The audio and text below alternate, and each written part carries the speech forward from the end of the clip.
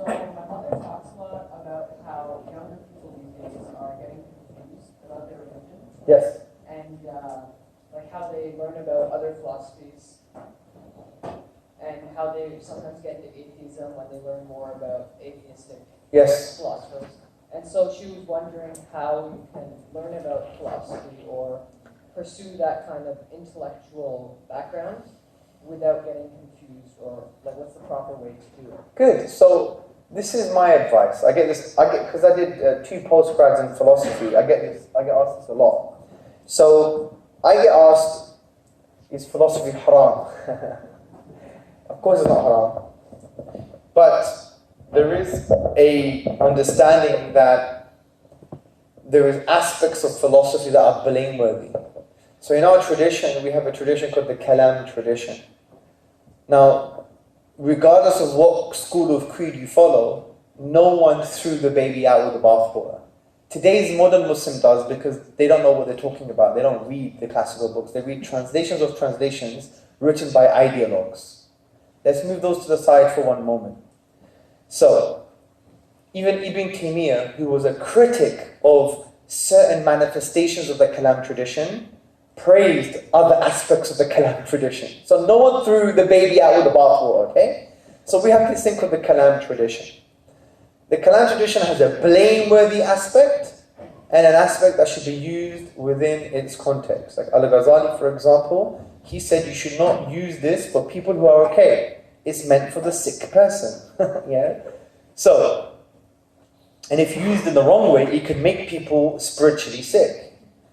So here are the principles, and these principles are agreed, from my knowledge, across all the schools of creed, the Atharis, the Asha'ira, and the Maturidis. They agree with these principles concerning the Kalam, generally speaking. Number 1,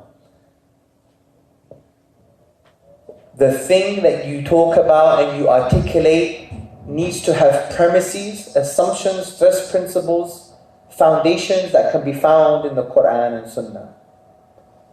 If it's not, then you can't do it. That's it. Simple as that. Yes, there's been a difference on the interpretation of those assumptions based on the Quran and Sunnah, but that's not my argument here. My argument here is conceptual, it's principled. For something to be sound, you can articulate it in a very smart, intellectual way, no problem, given you have the right audience, but it has to be based on Kitab and Sunnah, or inferred from Kitab and Sunnah. That's the first point. So, the main question I need to address now is, what's the advice of someone wanting to study philosophy? I have 4 pieces of advice that have to be adopted in order if someone wants to do this. Number 1, you have to have a basic grounding in Islamic Aqidah, in Islamic creed. If you don't, philosophy becomes haram on you, in my view. Yeah? So you have the basic understanding of Islamic creed. Number 2, you have to have a connection with mainstream Islamic scholars. If you're an autodidact, you're going to be in big trouble. You need to sit under the feet of ulama. You learn from ulama that which you could never learn from books. Okay? Number 3, you have a relatively decent connection with Allah subhanahu wa ta'ala. Which leads to my other point, that you know who Allah is to a certain degree. If you have those things in place, when you go and study philosophy, even to a high degree, your iman will be boosted. So I did this in my later life, right? I didn't do my postgrad in my 20s, I did it in my 30s. And when I did it, I was like, oh my God.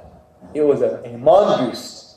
All I was thinking about is Allah's names and attributes. These people were so close, yet so far. Yeah? But it has to be based on those things. Because if I went and studied on a postgrad level philosophy 10 years ago, I would have been completely lost now. So you have to have those things in place. That would be my advice, and Allah knows best.